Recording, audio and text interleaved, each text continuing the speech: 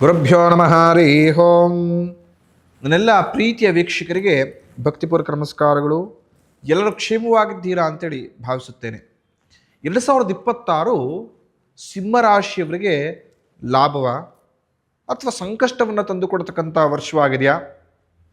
ಸಿಂಹರಾಶಿಯವರಿಗೆ ರಾಜಯೋಗ ಈ ವರ್ಷ ಲಭಿಸತಕ್ಕಂಥದ್ದ ಅಥವಾ ಸಂಪೂರ್ಣ ಕಷ್ಟ ನಷ್ಟದಿಂದ ಕೂಡಿರತಕ್ಕಂಥ ವರ್ಷವಾಗಿರುತ್ತಾ ಅಂತ ತುಂಬ ಜನಕ್ಕೆ ಕನ್ಫ್ಯೂಸ್ ಇದೆ. ಖಂಡಿತವಾಗಿಯೂ 2026 ಸಿಂಹರಾಶಿಯವರಿಗೆ ಲಾಭದಾಯಕ ವರ್ಷವೂ ಕೂಡ ಹೌದು, ರಾಜಯೋಗವನ್ನು ತಂದುಕೊಡತಕ್ಕಂಥ ವರ್ಷವೂ ಹೌದು, ಕೆಲವು ವಿಚಾರದಲ್ಲಿ ನಷ್ಟದ ವರ್ಷವೂ ಕೂಡ ಹೌದು. ಈಗ ಗುರು 11ನೇ ಸ್ಥಾನದಲ್ಲಿರತಕ್ಕಂಥದ್ದು ಸಿಂಹರಾಶಿಯವರಿಗೆ. ನಾನಾ ರೀತಿಯ ಶುಭವನ್ನು ಸಿಂಹರಾಶಿಯವರು ಅಪೇಕ್ಷೆ ಮಾಡ್ಬೋದು. ಪ್ರಮುಖವಾಗಿ ವ್ಯಾಪಾರ ವ್ಯವಹಾರದಲ್ಲಿ ಉತ್ತಮ ಲಾಭವನ್ನು ಕೀರ್ತಿನ ಅಪೇಕ್ಷೆ ಮಾಡುವಂಥರಾಗ್ತೀರಿ. ಆರೋಗ್ಯದ ವೃದ್ಧಿ ಆಗುತ್ತೆ. ಇರತಕ್ಕಂತಹ ಹಣಕಾಸಿನ ಮುಂಗಟ್ಟುಗಳು ದೂರವಾಗತಕ್ಕಂಥದ್ದು. ಸಂಪೂರ್ಣ ಲಕ್ಷ್ಮೀ ಅನುಗ್ರಹದಿಂದ ಎಲ್ಲ ರೀತಿಯ ಸುಖವನ್ನು ಸಂತೋಷವನ್ನು ಪಡೆದುಕೊಳ್ತೀರಿ. ತುಂಬ ಜನಕ್ಕೆ ನೂತನ ಭುವನವನ್ನು ತೆಗೆದುಕೊಳ್ಳತಕ್ಕಂತಹ ಕಟ್ಟಿಸತಕ್ಕಂತಹ ಅನುಗ್ರಹವನ್ನು ಆ ಭಗವಂತ ಕರುಣಿಸಿಕೊಟ್ಟಿದ್ದಾನೆ ಸಿಂಹರಾಶಿಯವರಿಗೆ. ಸಂಪೂರ್ಣವಾಗಿ ನೆಮ್ಮದಿಯನ್ನು ಈ ವರ್ಷ ನೀವು ಪಡೆದುಕೊಳ್ತೀರಿ. ತಿಳಿದಿಟ್ಕೊಳ್ಳಿ, ಪ್ರತಿಯೊಬ್ಬ ವ್ಯಕ್ತಿಗೆ ಈ ಕಲಿಯುಗದಲ್ಲಿ ಬೇಕಾಗಿರತಕ್ಕಂಥದ್ದು ಪ್ರಮುಖ ಎರಡು. ಒಂದು ಆರೋಗ್ಯ, ಎರಡನೇದು ನೆಮ್ಮದಿ. ಯಾವ ವ್ಯಕ್ತಿಗೆ ಈ ಎರಡಿರುತ್ತೋ ಅವನೇ ನಿಜವಾದ ಶ್ರೀಮಂತ ಅಂತ. ಆ ಶ್ರೀಮಂತಿಕೆಯನ್ನು ಸಿಂಹರಾಶಿಯವರು ಖಂಡಿತವಾಗಿಯೂ ಈ ವರ್ಷ ಪಡೆದುಕೊಳ್ಬೋದು. ಉತ್ತಮ ಆರೋಗ್ಯ ಒಂದು ಕಡೆ ಲಭಿಸ್ತಾ ಹೋದರೆ ಮತ್ತೊಂದು ಕಡೆ ನೆಮ್ಮದಿ ಕೂಡ ಸಿಗ್ತಾ ಹೋಗತಕ್ಕಂಥದ್ದು ನಿಮಗೆ. ಮನೆಯಲ್ಲಿರತಕ್ಕಂತಹ ಸಾಂಸಾರಿಕ ಭಿನ್ನಾಭಿಪ್ರಾಯಗಳು ಅಂದರೆ ಕುಟುಂಬದಲ್ಲಿರತಕ್ಕಂಥ ಭಿನ್ನಾಭಿಪ್ರಾಯಗಳು ಈ ಜನವರಿಯಿಂದ ಜೂನ್ವರೆಗೂ ಎಲ್ಲವೂ ದೂರವಾಗುತ್ತೆ. ಮನಸ್ಸು ಹಗುರ ಆಗತಕ್ಕಂಥದ್ದು. ಮನೆಯಲ್ಲಿ ಉತ್ತಮ ಬಾಂಡಿಂಗ್ ಚೆನ್ನಾಗಿ ವೃದ್ಧಿ ಆಗುತ್ತೆ. ಸಣ್ಣ ಪುಟ್ಟ ಆರೋಗ್ಯದ ಸಮಸ್ಯೆಗಳು ದೂರವಾಗತಕ್ಕಂಥದ್ದು. ಆರೋಗ್ಯದಲ್ಲಿ ಎಲ್ಲ ರೀತಿಯ ಅಭಿವೃದ್ಧಿಯನ್ನು ನೀವು ಈ 6 ತಿಂಗಳು ಕಾಣ್ಬೋದು. ಅಂದರೆ 6 ತಿಂಗಳು ಮಾತ್ರ ವರ್ಷ ಭವಿಷ್ಯವ ಅಥವಾ ಅರ್ಧ ವರ್ಷದ ಭವಿಷ್ಯ ಅಂತ ನೀವೇನಾರು ಕೇಳಿದ್ರೆ ಖಂಡಿತ ವರ್ಷದ ಭವಿಷ್ಯ. ಆದರೆ ಪ್ರಮುಖವಾಗಿ ಗುರು ಸಂಚಾರವನ್ನು ಮಾಡತಕ್ಕಂಥದ್ದು ಯಾವಾಗ? ಜೂನ್ 2ರ ನಂತರ. ಹಾಗಾಗಿ ಆ ಜೂನ್ವರೆಗೂ ಕೂಡ ಗುರು ನಮಗೆ ಮಿಥುನದಲ್ಲಿ ಸ್ಥಿತನಾಗಿರ್ತಕ್ಕಂಥದ್ದು. ಹಾಗಾಗಿ 11ನೇ ಸ್ಥಾನಕ್ಕಿದ್ದಾಗ ಯಾವ ರೀತಿ ಶುಭವನ್ನು ಕೊಡುತ್ತೆ ಅಂಥೇಳಿ ನಾನು ತಿಳಿಸ್ಕೊಡ್ತಾ ಹೋಗ್ತಾ ಇದ್ದೀನಿ.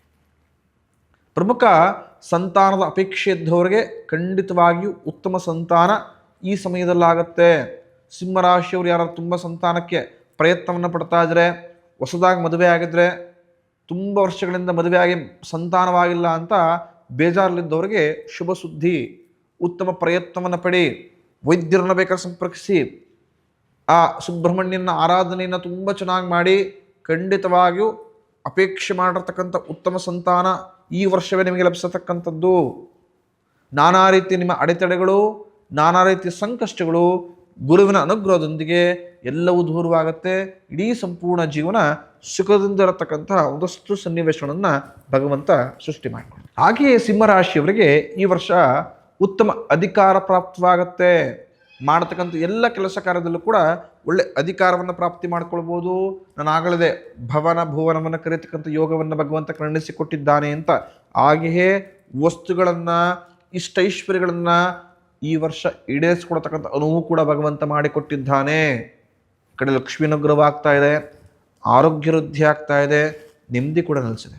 ಒಬ್ಬ ಮನುಷ್ಯನಿಗೆ ಇದಕ್ಕಿಂತ ಇನ್ನೇನು ಬೇಕು ಅಂತ ಮನಸ್ಸಲ್ಲಿ ತೃಪ್ತಿಯನ್ನು ಪಡ್ಕೊಳ್ತಾ ಇದ್ರೆ ಇಂತಿಷ್ಟು ವಿಚಾರ ಖಂಡಿತವಾಗಿಯೂ ನಿಮ್ಮ ಮನಸ್ಸನ್ನು ಕೊಂಚ ಮಟ್ಟಿಗಾದರೂ ಹಿಂದೆ ಮುಂದೆ ಮಾಡುತ್ತೆ.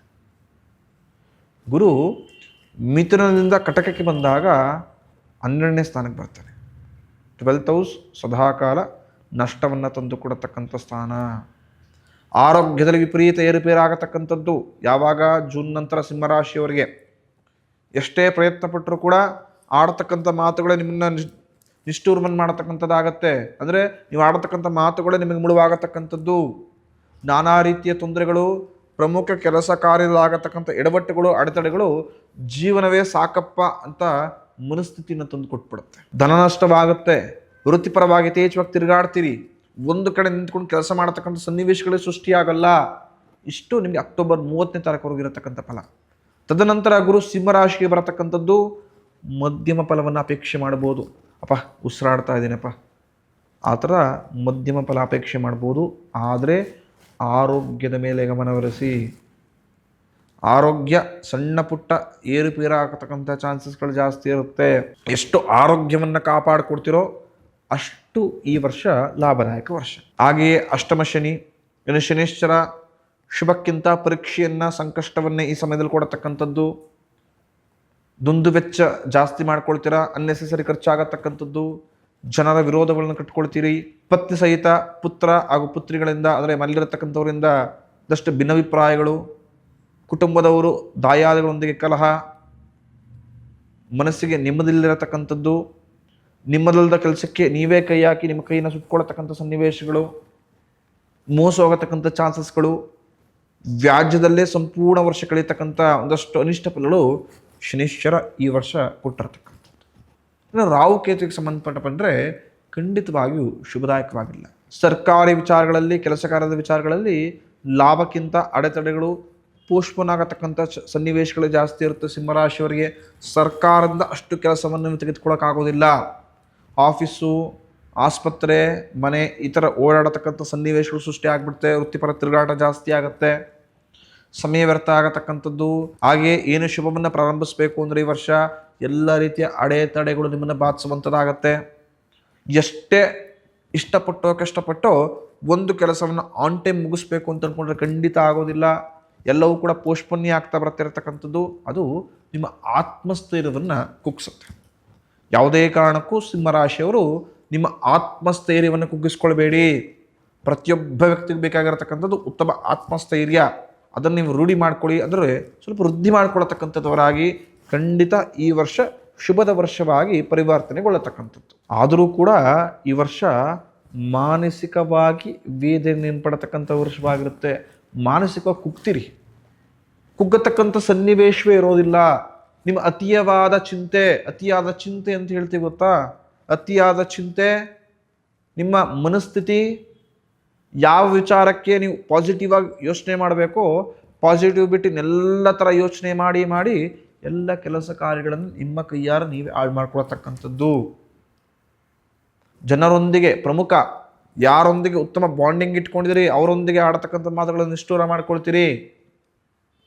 ಎಷ್ಟು ಕಷ್ಟಪಟ್ಟು ಹೆಸರನ್ನು ಸಂಪಾದನೆ ಮಾಡ್ಕೊಂಡಿರ್ತೀರಿ, ಕ್ಷಣ ಮಾತ್ರಕ್ಕೆ ಹೆಸರಿಗೆ ಚುಕ್ಕಿಯನ್ನು, ಕಪ್ಪು ಚುಕ್ಕಿಯನ್ನು ನಿಮ್ಮ ಕೈಯಾರ ನೀವೇ ಇಟ್ಟತಕ್ಕಂಥದ್ದಾಗ್ಬಿಡುತ್ತೆ.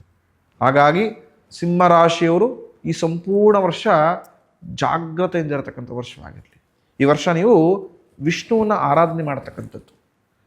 ಪ್ರತಿನಿತ್ಯವೂ ಕೂಡ ವಿಷ್ಣು ಸಹಸ್ರನಾಮವನ್ನು ಕೇಳಿಸ್ಕೊಳ್ಳಿ.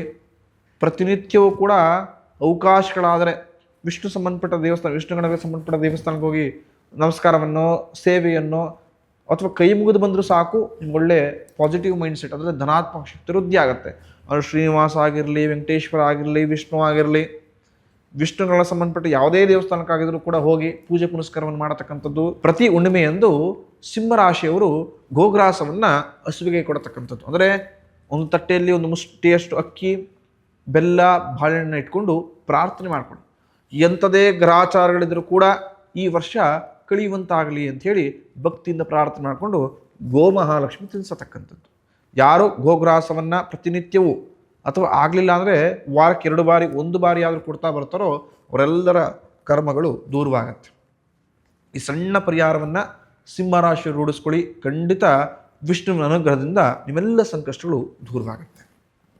ಯಾರಿಗಾದರೂ ನಾನು ಜಾತಕವನ್ನು ಪರಿಶೀಲನೆ ಮಾಡಿಸ್ಕೊಳ್ಬೇಕು, 2026 ಈ ಕೆಲಸವನ್ನು ನಾನು ಪ್ರಾರಂಭಿಸ್ಬೋದಾ ಅಥವಾ ಬೇಡವಾ, 2025ರಲ್ಲಿ ನನ್ನ ಸ್ಟ್ರಕ್ ಆಗಿರತಕ್ಕಂಥ ಕೆಲಸ ಕಾರ್ಯಗಳು 2026 ಕ್ಲಿಯರ್ ಆಗುತ್ತಾ, ನನ್ನ ಭವಿಷ್ಯ ಯಾವ ರೀತಿ ಇದೆ, ಯಾವ ಇಯರಲ್ಲಿ ನನಗೆ ಮದುವೆ ಸೆಟ್ ಆಗುತ್ತೆ, ಯಾವ ಇಯರಲ್ಲಿ ಇರತಕ್ಕಂಥ ಎಲ್ಲ ಸಮಸ್ಯೆಗಳು ದೂರವಾಗುತ್ತೆ, ಈ ಥರ ನಾನಾ ಆಲೋಚನೆಗಳು ಅಥವಾ ಸಮಸ್ಯೆಗಳು, ಗೊಂದಲಗಳು ನಿಮ್ಮ ತಲೆಯಲ್ಲಿ ಹೊಕ್ಕಿದ್ರೆ ಖಂಡಿತ ನೇರವಾಗಿ ನನ್ನನ್ನು ಭೇಟಿ ಮಾಡ್ಬೋದು.